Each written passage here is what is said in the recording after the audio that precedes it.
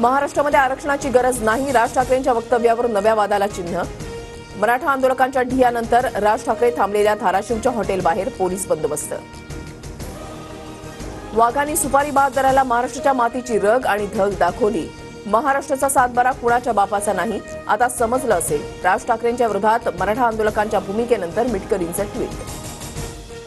विधानसभेनंतर जरांगेंना मी काय बोलतोय हे समजेल. धाराशिवमधल्या मराठा आंदोलकांच्या भेटीमध्ये राज ठाकरेंचं वक्तव्य. राज ठाकरे मुक्कामी असलेल्या हॉटेलमध्ये केलं होतं आंदोलन. राज ठाकरे सत्तेतच लक्ष हटवण्यासाठी अशी वक्तव्य. सागर बंगल्यावरील मित्र त्यांना भडकावतो, चिल्लर म्हणून सोडून द्या. राज ठाकरेंच्या आरक्षणावरील वक्तव्यानंतर जरांगेंचं मराठा समाजाला आवाहन. जरांगेंना पवारांनी उभं केलं म्हटलं जात आहे, तर जरांगे निवडणूक लढले नाही तर तो स्टॅम्प पक्का. प्रकाश आंबेडकरांचं वक्तव्य. उद्धव ठाकरे आजपासून 3 दिवस दिल्ली दौऱ्यावर. ठाकरे इंडिया आघाडीमधल्या महत्वाच्या नेत्यांच्या भेटी घेणार. सोनिया दुहान आज काँग्रेसमध्ये प्रवेश करणार. दीपेंद्र हुड्डा यांच्या उपस्थितीमध्ये सोनिया दुहान यांचा पक्षप्रवेश होणार.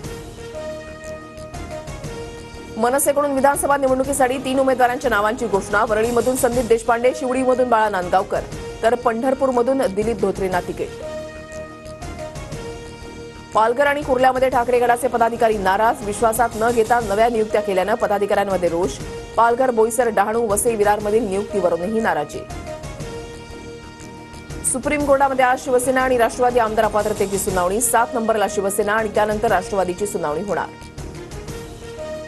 उजनी धरणातून 16 दरवाजांमधून 1,25,000 क्युसेक वेगानं पाण्याचा विसर्ग सुरू. पंढरपुरातील दगडी पूल, इस्कॉन घाट पाण्याखाली. पुण्यामध्ये पुन्हा गाड्यांची तोडफोड. कथित भाईच्या खुनाचा बदला घेण्यासाठी रिक्षा, टेम्पो आणि दुचाकीची तोडफोड. येरवडा पोलिसांकडून 4 अज्ञातांविरोधात गुन्हा दाखल. मुंबई मंडळाच्या सोडतीची प्रतीक्षा संपणार. 2030 घरांच्या सोडतीची जाहिरात उद्या प्रसिद्ध होण्याची शक्यता.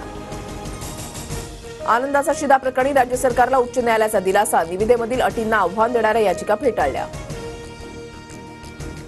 मध्य रेल्वेकडून गणेशोत्सवासाठी आणखी 20 विशेष रेल्वेगाड्या धावणार. उद्यापासून आरक्षण सुरू होणार. पुढील 4 दिवस राज्याच्या बहुतांश भागामध्ये पावसाचा जोर कमी राहणार. किनारपट्टी, घाटमाथा आणि विदर्भामध्ये तुरळक ठिकाणी हलक्या पावसाचा अंदाज.